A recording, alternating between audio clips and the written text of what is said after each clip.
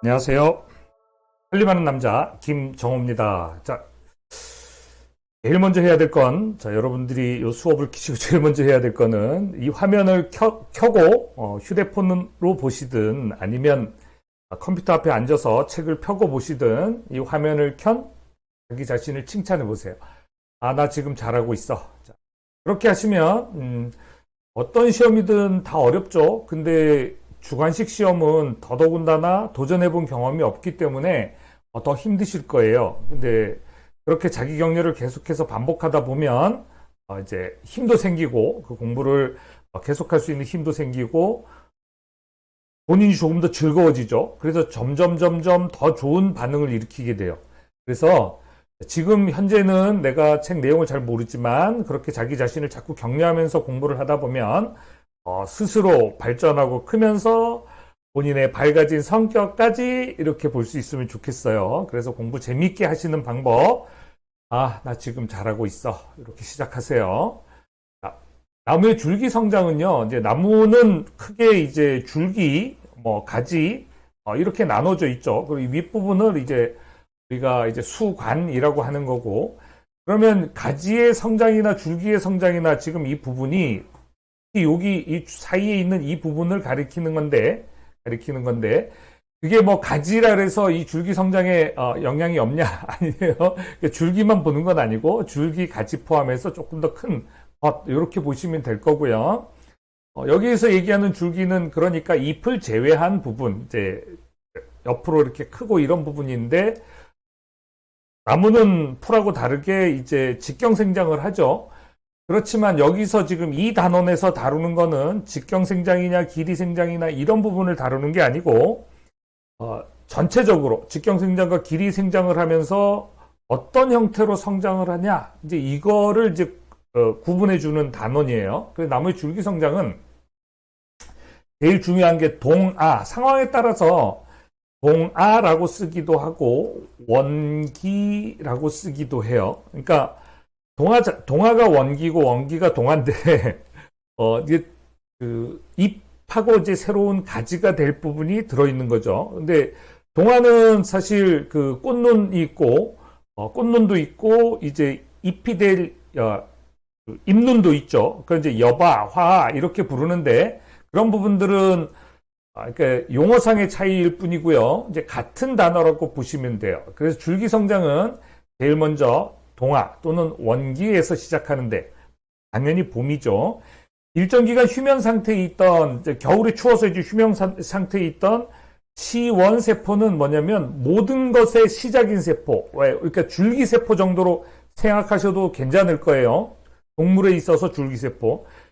식물에 있어서는 어떤 세포로든 갈라져서 이제 그 기능의 분화가 일어나게 되고 이제 이게 이제 조직과 기관 이렇게 이제 기능 분화가 이제 일어나기 전에 최초의 그 세포 갈라지기 전 세포 시원세포 약간 말을 바꾼다면 모세포 정도도 비슷할 거예요. 이 시원세포가 이제 원기 속에 있는 거죠. 동화 속에 있다가 이게 가지와 이제 길이 생장을 이제 동시에 이렇게 이루게 되는데 가지 생장과 길이 생장을 동시에 하게 되는데 수종에 따라서 이제 길이 생장을 하는 방식의 차이가 있습니다. 방식에. 그래서 이 방식을 뭐라고 부르냐면 생장양식이라고 부른다. 생장양식. 근데 이 단어는요, 제가 다른 단원하고 다르게 조금 다르게 진행할 거예요. 왜냐하면 이 단원들은 대부분 다 읽고 났어도 줄기생장, 고정생장, 자유생장 또는 유한생장, 무한생장 이런 걸 얘기를 하면 한번 설명을 해보세요. 어떤 내용 읽으셨어요? 10 중에 8분, 9분들이 정확하게 구분을 못해요. 그래서 이 단어는 제일 먼저 해야 될 게 키워드를 먼저 고정시키세요. 자유생장, 고정생장. 자, 고정, 자유. 그 다음 키워드가 뭐 있냐면 유한생장, 무한생장이에요. 유한생장, 무한생장. 그래서 이 방식을 유한생장, 무한생장. 여기 이제 키워드를 하나씩 골라볼게요. 여기 동화 속에 미리 만들어져 있던 원기, 동화 안에, 그러니까 동화는 겨울눈이잖아요. 겨울눈 안에서 제일 처음 갈라지기 시작하는 그 부분, 그게 원기고 그 가장 작은 단위까지 내려가면 그게 이제 시원세포가 되는 거예요. 그죠? 자, 그런데 이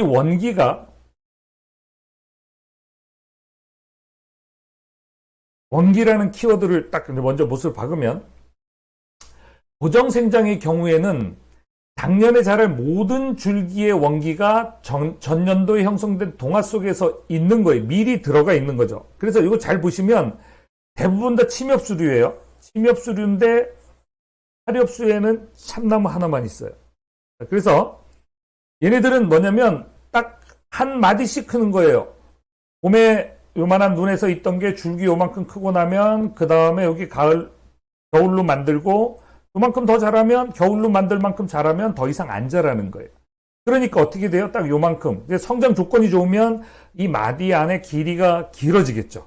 소나무 같은 경우 이렇게 보시면 중간에 영양 상태가 좋을 때는 한 길이가 마디가 하나 이렇게 나고 그 다음에 올라가서 또 다시 이렇게 날 때 이 길이가 영양 상태나 그때 가물을 때 따라서 이 위의 길이가 달라져요. 그걸 이 사이의 길이를 이렇게 살펴보면 소나무 이렇게 해서 이제 중간중간에 층을 이렇게 이루고 있잖아요. 그래서 이 길이를 보면 성장 상태가 좋았었구나 나빴었구나 이걸 구분할 수가 있어요. 이거는 광합성한 양분하고 이제 뿌리에서 빨아들인 양분, 수분 이런 것들이 다 총합이 성장으로 이루어지는 거기 때문에 그렇지만 이제 영양분이나 이런 게 여유 있다고 해서 요거 자라고 났는데 또 자랄까? 이제 더 안 자란다는 거예요. 근데 이 자유생장은요. 원기가 동화 속에만 있는 게 아니라 봄에 다시 만든 눈 속에도 있기 때문에 여기 자란 데서 또 자라고 자란 데서 또 자라고 이렇게 자란다는 거예요. 그래서 이 고정생장과 자유생장은 키워드가 제가 원기라고 미리 말씀을 드렸고요. 원기. 그래서 어떻게 외워도 상관은 없어요. 원기, 고자. 상상은 알아서 하세요. 자, 그러면 이거는 뭐다? 성장 속도하고 관련이 된 거다. 자, 그래서 자유생장하는 애들은 침엽수 중에서도 화렵수는 대부분 자유생장을 해요. 그렇지만 참나무만 자유생장을 하지 않고요.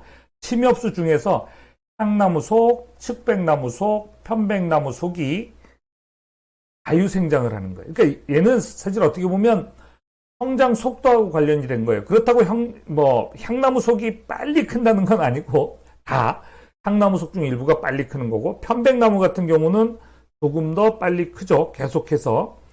편백나무 같은 경우 우리가 성장을 빨리 하는 이유가 뭐냐면 침엽수지만 전년도에 만들어진 동화 속에 만들어진 원기만 성장하는 게 아니라 봄에 만들어진 눈들도 그러니까 그걸 이제 우리는 봄에 만들어진 눈 그걸 추나 이렇게 부르는 게 아니라 이제 여름에 만들어졌다. 사실 봄에는 이 동화만 싹 트고 더 이상 안 크잖아요. 그래서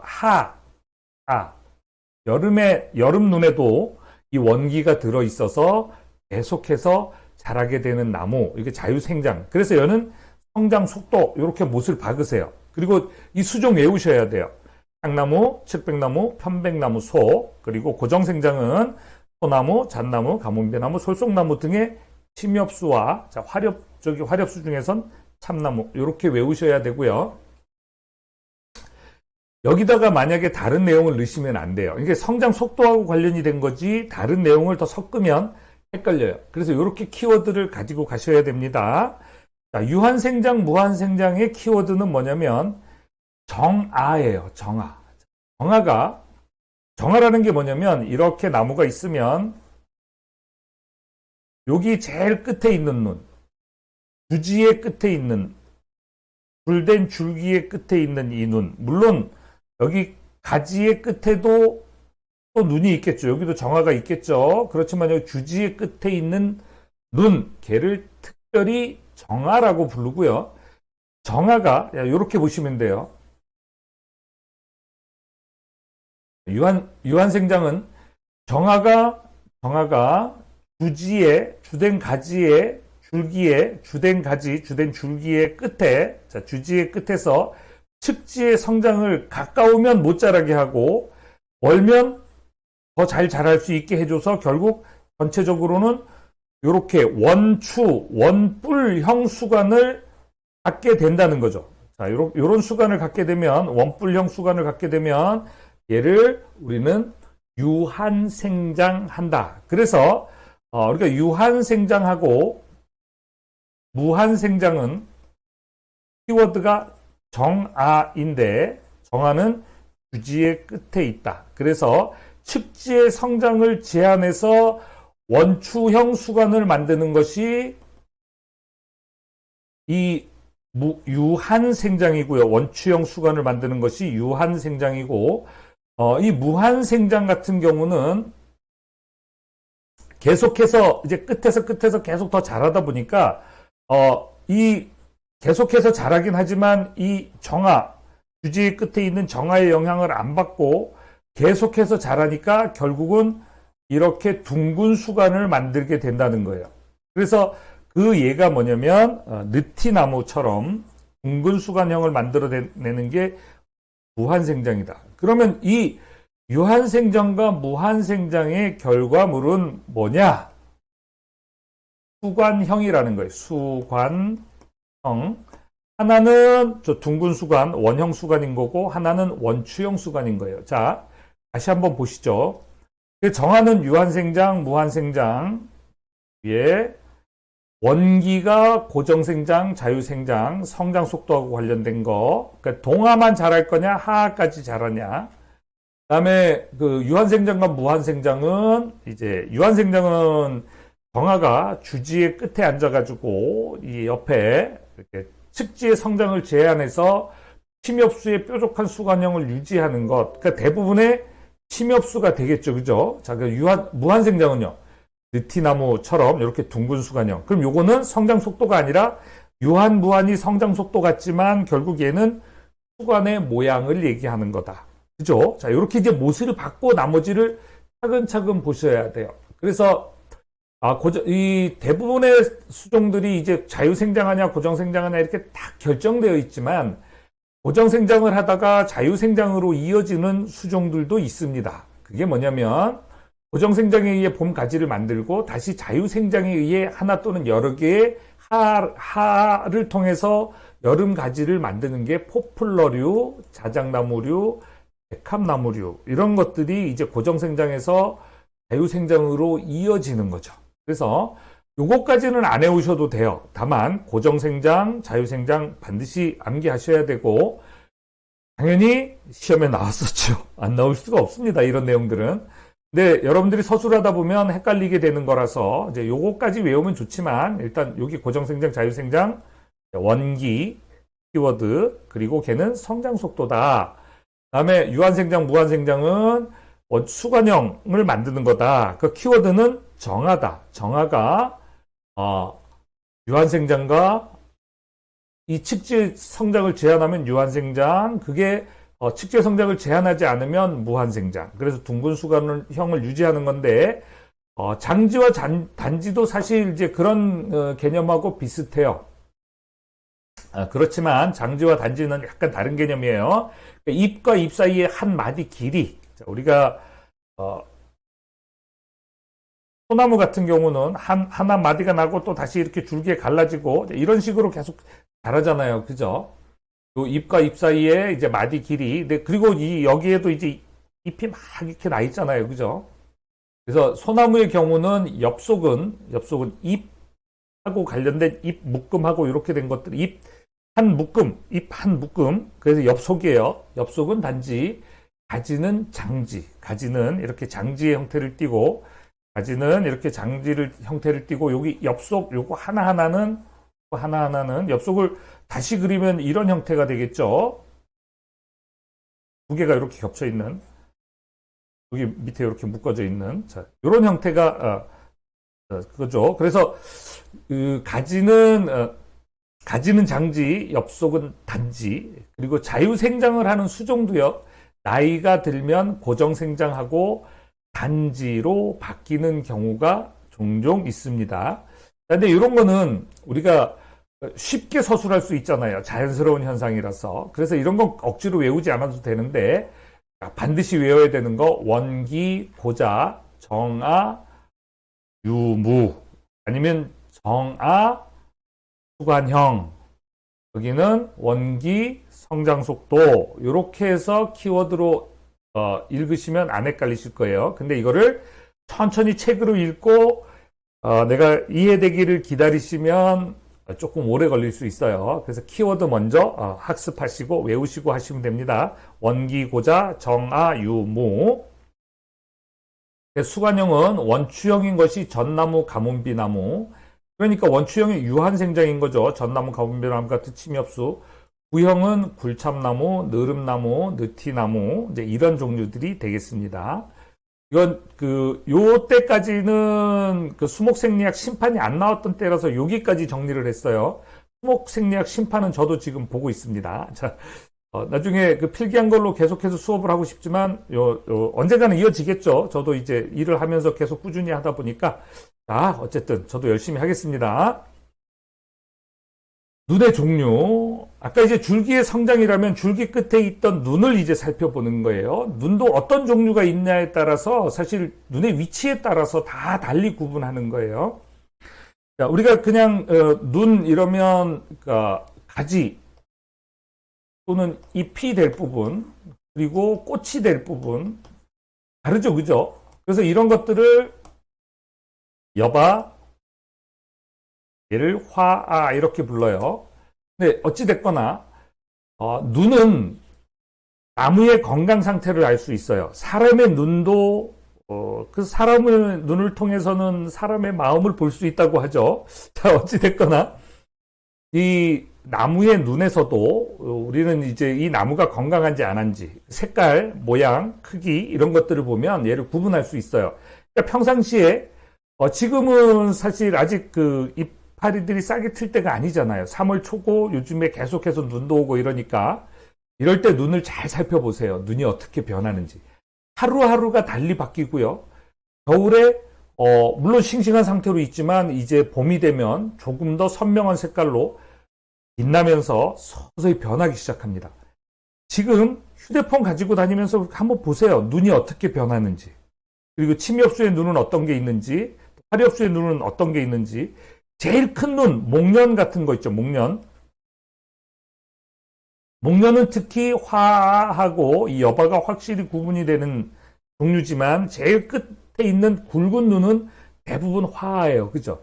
그럼 이 화를 살펴보기 정말 좋은 게 목련 같은 경우에. 그래서 이 목련의 눈을 한번 잘 보세요.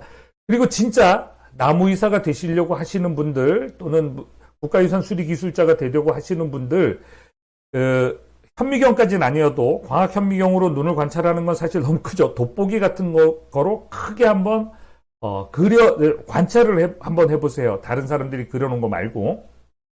얘를 눈을 이렇게 가지고 와서 별단을 면도칼 아니면 요즘 도르코칼 이런 것들로 갈라가지고 본인이 한번 그려보세요. 꽃눈하고 잎눈이 어떻게 다른지.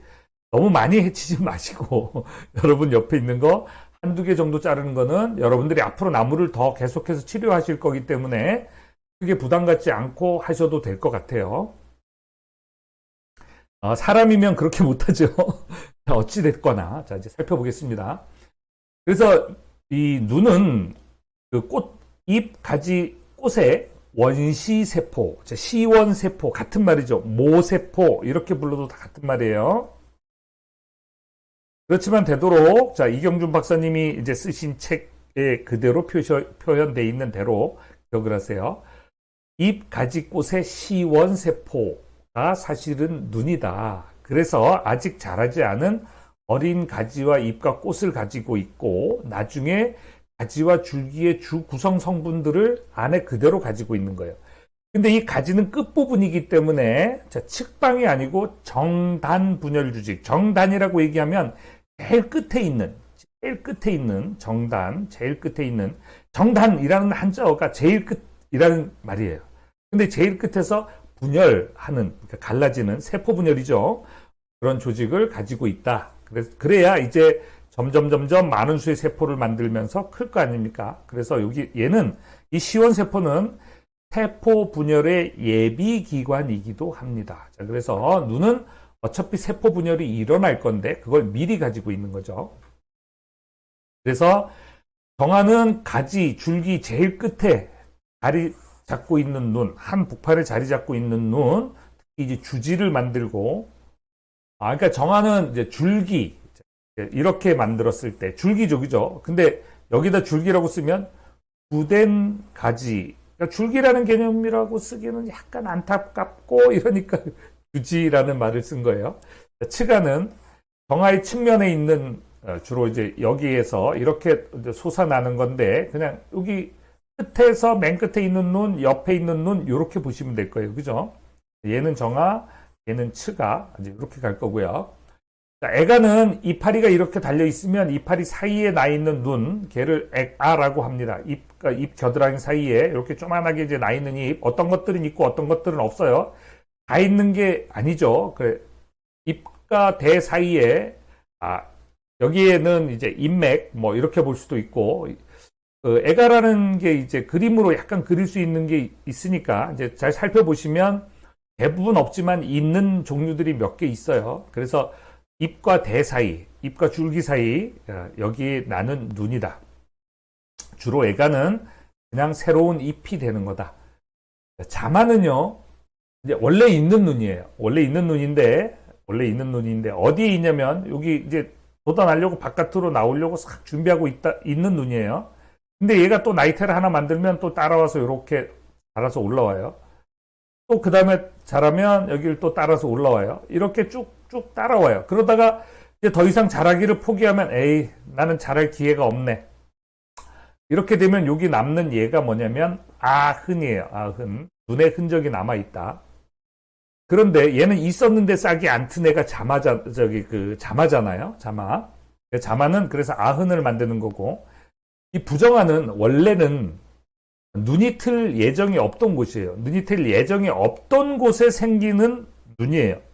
그래서 얘를 주로 상처 입은 유상 조직 또는 형성층 근처, 또 오래된 부위, 나무의 줄기 옆이나 뿌리 등의 오래된 부위에서 나무가 스트레스를 고도로 받거나 갑자기 가지치기를 아니면 속가배기를 많이 해가지고 환경이 확 변하게 되면 그 환경에 적응하려고 만드는 것이 싹이 트는 걸 이제 부정화라고 하는 거예요. 그래서 자마하고 부정화는 명백하게 구분해 주셔야 돼요. 여기에 뭐 물론 여바 뭐 온갖 것들을 다 갖다 붙일 수 있겠지만 요 정도는 기억을 해 주셔야 될 것 같아요. 위치에 따라서 자마와 부정화 이건 뭐 5점 10점짜리 기술사 문제에서도 또는 문화재 나무의사 다 나올 수 있는 문제입니다. 자마와 부정화를 구분하시오. 이런 문제들로 출제가 되기 쉬운 항목이죠. 자, TR율은요, 위에 이제 지상부와 지하부, 뭐, 슈트, 퍼, 루트 레이셔, 또는 하퍼, 루트 레이셔, 뭐, 이렇게 불러요. 얘는 이제 나누기인데, 퍼라고 구분을 하는 거죠. 영어로 읽을 땐 전체를 다 읽어줘야 되죠. 슈트, 퍼, 루트 레이셔, 또는 타퍼, 루트 레이셔, 이제 이렇게 부르는 건데, TR율은, 묘목의 충실도로 쓰이기도 하지만 우리가 이제 옮겨 심은 나무 또는 나무의 현재의 건강 상태 왜냐하면 이 묘목의 그 품질만 구분하는 게 아니라 뿌리가 어느 정도 있어야 지상부를 받쳐줄 수 있죠. 사실 나무는 어떤 경우에는 뿌리가 더 발달해 있는 경우가 많다는 거죠. 왜냐하면 그 물을 그만큼 많이 흡수를 하고 또 상부를 지탱하고 이래야 되는 역할인데 땅 속에 있다 보니까 이걸 구분을 못할 뿐이죠. 그래서 비율이 대체로 보면 이런 이제 묘목에 대해서만 구분을 해주는 거예요. 그렇지만 여러분들이 활용할 때는 대부분 나무의 진단에도 그럼 지상부는 어느 정도 나무를 이제 굴치해서 캐면서 또는 땅에 뭐 다른 토양 계량이나 이런 거 이렇게 준비하시면서 어느 정도 땅을 파보면 뿌리가 어느 정도 비율인지는 추정하실 수 있겠죠. 근데 그런 것들로 활용을 하실 수 있을 거고요. TR율의 근본적인 개념은 지상부의 무게와 지하부, 뿌리부의 무게다. 근데 이 TR율의 값은 뭐 여러 가지 이제 조건의 영향을 받지만 묘목의 경우에는 대체로 이제 뿌리를 당근 처리한 거, 묘상에서 묘목이 이렇게 자라면 옆으로 쿡쿡 찔러서 당근 처리를 해주면 이제 측근이 발달하게 되죠. 그죠? 이렇게 당근 처리를 해준 것은 2.84. 측근이 더 발달하게 되고 잘라서. 그리고 여기 이식해서 이제 옮겨 심은 경우에는, 자, 이식한 부분에는 3.63. 윗부분이 이제 뿌리가 조금 더 이제 좀 영향을 받아서 조금 더 못 자랐겠죠. 어찌됐거나, 요게 당근묘와 이식묘는 대체로 이제 TR율이 요 정도 차이가 나고요. 이건 굳이 안 외우셔도 돼요. 그냥 이해만 하시면 돼요. 왜냐면 나무이사나 문화재 수리 기술자에서는 이 TR율이라는 게, 이런 개념이구나. 이해만 하시면 되지. 출제될 부분은 아니에요. 이건 이제 그 산림기술자나 이런 분들은 TR율을 이해를 해야 되죠. 왜냐면 묘목의 품질을 나타내는 거, 그리고 이제 뭐 HE율, 이런 것들이 있어요. 이제 그걸 다 공부하셔야 되지만, 여러분들의 경우는 그렇지 않고, 만약에 공무원 공부하시는 분이 있으면, 요 정도까지 외우거나, 여기까지도 어느 정도는 외워 놓으시면 좋죠. 상수리나무 0.2에서 0.4예요. 그럼 결국은 뿌리가 대부분이라는 거예요. 1년생 상수리나무는. 이렇게 요 숫자를 보면 우리가 TR율이라는 숫자를 보면 지상부와 지하부의 무게다. 무게비다. 0.2면 0.4, 여기 1이면 여기가 0.2라는 얘기니까 이게 지상부가 되게 적은 거다. 상수리나무의 경우에는. 아카시나무 같은 경우는 대체로 1 정도고, 대부분의 침엽수들은 자 보시면 3, 3.5, 2.5 이렇게 돼 있어요. 그래서 공무원 공부하시는 분들은 여기까지 외우셔야 되고, 혹시 들으신다면 공무원 공부하시는 분들 필요한 사항이 있으시면 말씀하세요. 댓글이나 이런 걸로 표시를 해주시면 제가 신경을 좀 더 써보겠습니다. 근데 사실 온라인 수업이 힘든 게 여러분들의 수업에서 반응을 체크할 수 없기 때문에 그냥 제가 혼자 스스로 이렇게 반응을 유추해가면서 이렇게 혼자서 연기하듯이 해야 되는 수업이라 좀 힘듭니다. 여기는 어쨌든 나무이사 또는 국가유산 수리기술자 주 대상이니까 그분들 위주로 수업을 합니다. 자, 그 다음에 CN율. 시험에 안 나오니까 필요 없어. 이렇게 하지 마세요. 정확하게 이 개념을 알고 있어야 나중에 우리가 이 나무의 TR율은 몇 프로 정도고, 설사 그 나무가 죽었더라도 지금은 그렇게 안 하죠. 근데 모르겠어요. 나중에 그거를 나무를 다 이제 뿌리부, 지상부 다 굴치를 해서 우리 그 문화재들 다 이렇게 발굴할 때 무게 다 재고 먼지 하나 털어내잖아요. 우리 식물도 천연기념물로 컸으면 사실 우리가 근거 자료를 만들기 위해서 뿌리, 줄기 이게 얼마나 됐는지, 뭐가 원인이 됐는지 이런 걸 확인해 볼 필요가 있죠. 그런데 아직 우리는 그런 근거 자료들이 없어요. 거기에 돈을 안 썼기 때문에. 여러분들도 이제 그런 거에만 신경 쓰지 말고, 그래서 이런 개념들이 나무이사에 대해 왜 시험에 안 나오는데 왜 가르쳐줘? 이렇게 하지 말고 전체적으로 지상부와 지하부가 균형을 이루고 있어야 된다. 또 CN율 같은 경우도 사실 우리가 알고 있어야 될 거는 나무이사나 국가유산수리기술자 식물보호 이분들이 알고 계셔야 될 거는 CN율에서 딱 하나밖에 없어요. 그러니까 잘 부숙된 퇴비를 줘야 된다는 거예요. 요 얘기는 바꿔서 얘기하면, 자 그러면 이제 CN율 잘 부숙된 퇴비를 주지 않으면 질소기화 현상이 발생하게 되고, 그래서 CN율은 15에서 30 사이의 값이어야 된다. 퇴비. 자, 그래서 CN율 문제는 식물과 토양으로 나누어서 생각하면 이제 문제가 풀리고요. 자, 객관식 공부하시는 분들은 객관식. 자, 공무원, 그 다음 나무이사, 이거 공부하시는 분들은 요거 잘 들어두셔야 돼요. 왜냐면, 보세요. CN율은, 분수로 나타내면 정확하게 이거예요. N분의 C가. 자, 그러면 CN율이 크다. 요거 잘 들어두세요. 객관식 보실 분. CN율이 크다. 산소가 많다. 그럼 광합성한 결과물이 많은 거다. 그러면 어떻게 돼요? 열매를 맺으려고 하고 씨를 맺으려고 하고 이제 꽃을 피우려고 할 거예요. 그죠? 근데 여기 N의 비율이 높으면 열매를 맺으려고 하기보다는 얘가 그 물리적인 생장, 그러니까 생식 생장이 아니라 영양 생장에 신경을 쓸 거예요. 영양 생장. 얘는 생식 생장. 그래서 이거 잘 보시면 CN율이 크면 생식 생장, CN율이 작으면 N은 분모죠, 그죠?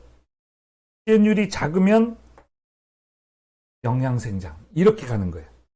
CN율이 크다, 작다 이러면 둘 중에 하나인 거예요. 자, 우리가 나무가 이렇게 있으면 위에 지상부에 CN율이 높아지려면 우리가 여기서 만들어진 C6, H12, O6를 밑으로 안 내려보내면 돼요. 그럼 어떻게 해야 돼요?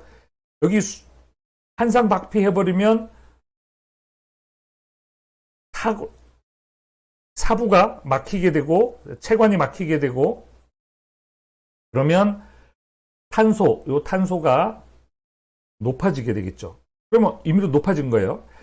이 양이 상대적으로 많아지는 거예요. CN율이 높아진 거예요. 여기 질소 비료를 많이 주면 여기 이제 질소 비료가 많이 들어가게 되면 이 비율이 달라지겠죠. 그러면 꽃을 못 피게 하려면 질소 비료 많이 주면 돼요. 그 얘기는 뭐냐면 CN율을 낮추면 된다는 얘기예요. 그래서 질소가 분모에 탄소가 분자에 있기 때문에 CN율이 크다 이러면 생장, CN율이 작다 영양생장. 그러면 이 CN율을 크게 하면 영양생장을 한다. 이렇게 보면 되는 거예요. 그래서 얘는 객관식에서 헷갈리지 않으면 돼요. CN율에 대해서. 그리고 주관식에서는 CN율에 대해서 여러분들이 보시는 시험에는 나오기가 어려울 거예요. 객관식은 나옵니다. 헷갈리게. 공무원 보시는 분들도 마찬가지입니다. 자, CN율이 높다는 얘기는 탄수화물이 많다는 얘기고 결국은 탄소의 양이 질소보다 많으므로 토양 미생물의 생장이 왕성해지고 먹을 것이 많으니까 개떼같이 달려드는 거죠. 그렇게 되면 결국 그 걔네들도 토양 미생물들도 번식하느라고 질소를 다 써버릴 거 아니에요. 그 식물이 쓸 차례까지 안 돌아오는 거예요. 식물의 뿌리까지 안 나눠주고 토양 미생물이 다 먹어버리는 거죠. 그래서 영자생과 생식생장의 속도가 식물보다 빠른 미생물들이 미리 써버리게 돼서 식물에는 일시적으로 질소 기하 현상이 발생한다는 거예요. 비료를 줬는데 질소 결핍이 난다. 질소 비료를 줬는데. 그러니까 퇴비도 부숙시켜서 잘 줘야 된다. 이 얘기를 하고 있는 거고요. 식물체의 체내에는 이제 착화, 꽃이 피는 양이 많아지고 꽃이 피면 열매 맺죠. 꽃은 열매를 맺으려고 하는 것은. 그래서 최종님은 CN율이 높게 관리해야 합니다. 채광 조건을 개선하면 빛을 많이 받으면 광합성 많이 하겠죠. 그리고 질소 비료의 투여량을 잘 조절해야 한다. CN율이 낮은 경우는 토양 미생물의 영양 생장이 늦어지므로 토양에서 이렇게 토양학 객관식에서도 이거 나오겠죠, 그죠? 필계 CN율 토양 미생물의 영양생이 늦어져서 질소 자원의 사용이 거의 없다. 그래서 토양 중에 일시적으로 질소 자원이 축적되었다가 씻겨 나가서 토립자와 이렇게 분리가 되고요. 식물의 경우 뿌리에서 질소 공급은 잘 되지만 광합성 부족으로 탄소가 적은 상태가 될 수 있습니다. 식물의 체내에서 CN율이 낮은 경우는 이제 광합성이 CN율이 낮다. 자, CN율이 낮다. 그럼 요거 상상하셔야 돼요. CN율이 낮다. 그러면 요게 작아진 거, 요게 커진 거, 이제 같은 결과가 나와지는 거예요. CN율이 낮으면 광합성이 현저하게 줄어들고 성장 속도도 느려지고 오히려 꽃도 적게 피게 된다. 오히려라는 단어가 좀 그렇긴 하지만 마땅한 단어가 없네요. CN율은 15에서 30 사이의 값이어야 하고 CN율 문제는 토양과 식물로 나누어서 이 고리를 생각하셔야 돼요. 자, 식물의 입장에서 또는 토양의 입장에서 그래서 문제 출제에 가끔 오류도 있는 문제입니다. 객관식 문제 같은 경우는 오늘 공부한 내용을 다시 한번 살펴볼게요. CN율은 탄소와 질소의 비율이다. 식물의 몸 안에서는 얘가 이렇게 CN율 또는 탄질 비가 높아지면 생식 생장을 하고 낮아지면 영양 생장을 한다. 이거를 높여주면 개화 뭐 이런 것들이 촉진되는데 여러분들은 아마 국가유산 수리기술자나 이런 분들은 이걸 이제 구현해야 될 기회가 없을 거고요. TR율은 지상부와 지하부의 전체적인 무게의 비다. 그리고 우리 눈은 입가지 눈, 입가지 꽃의 이제 시원세포, 그 세포 분열의 예비 기관이다. 정화, 츠가, 애가 이런 것이 있고 자마와 부정화의 가장 큰 차이는 자마는 아흔을 만들고 원래부터 있었던 것이 자라기를 포기하면 그게 이제 아흔이 되는 거고요. 부정화는 이제 줄기 또는 뿌리의 오래된 부분에서 또는 상처받은 조직에서 나 이제 못 살겠어.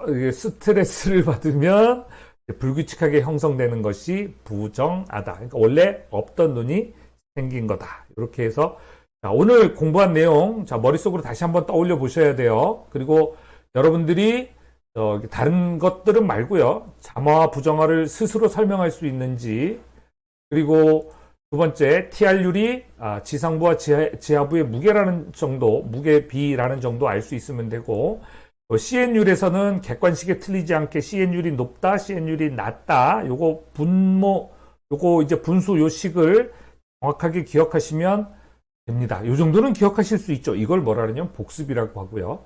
이 세 개 중에 하나만 기억이 났더라도 나 잘했어. 이렇게 자기 격려를 하면 즐거운 공부가 될 겁니다. 자, 장시간 수고 많으셨습니다. 구독, 좋아요 잊지 마세요.